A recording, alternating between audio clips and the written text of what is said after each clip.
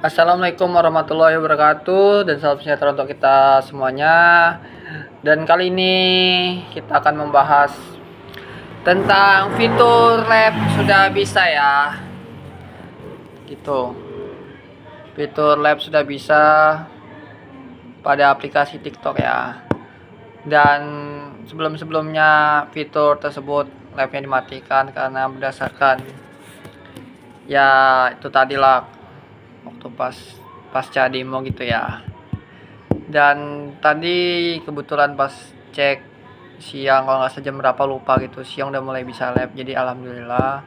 Jadi dengan labnya bisa di TikTok tersebut, UMKM bisa berusaha gitu ya dengan normal kembali dan kerjanya mengharapkan di situ. Jadi sangat terima kasih lah gitu kepada para pemerintah udah mulai buka gitu ya. Dan sebagian kecil mungkin lah merasa kenapa nih dimatikan, padahal kan kami nggak salah, pasti ada berpikiran segitu, pasti seperti itu ya, serba salah sebenarnya. Jadi ngambil keputusan, jadi pasti ada yang dikorbankan, tapi syukurnya aja nggak lama gitu ya.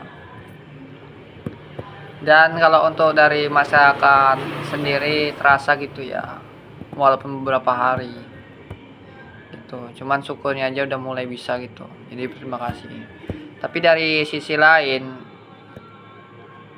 apakah pihak aplikasi TikTok itu rugi dengan lab sebelum matikan? Rasaku sih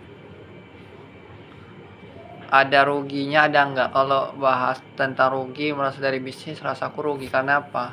Orang yang ngegip itu pasti tidak ada gitu, ngegip nggak ada ya kan,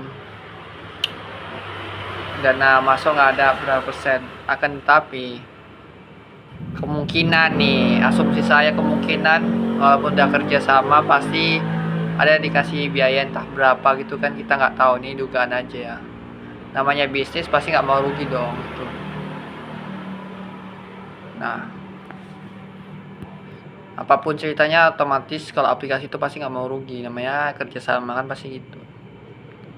Cuman yang kalau terasa kali pasti aplikasi yang lebih terasa kali ya rakyat gitu ya. Itu tadi, kalau tadi bahas dari segi bisnis pasti nggak mau rugi. Nah, setelah pasti nggak mau rugi dong, makanya pasti ada dikasih dana, tapi nggak tahu juga ya, ini dugaan-dugaan aja gitu, bisa benar bisa enggak.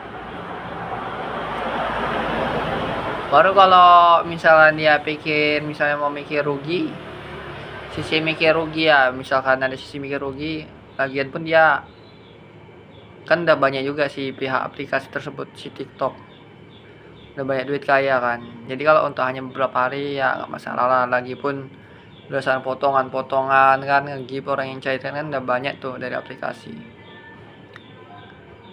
Jadi kalau dia mikir sisi baik hati, kalau nggak ada perjanjian ya oke-oke aja, masih banyak duit. Tapi kalau untuk dari segi bisnis pasti dia nggak merugi, pasti gitu, ada harapan imbalan yang diminta.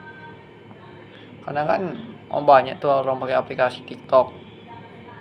Nah, kalau orang nge-lab pasti ada yang jadi pastilah begitulah, dugaan aja, bisa benar bisa enggak, asumsi gitu ya.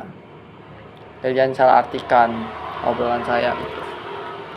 Mungkin itu aja, lebih kurangnya mohon maaf, ini sekedar sharing. Namanya bisnis pasti begitu guys,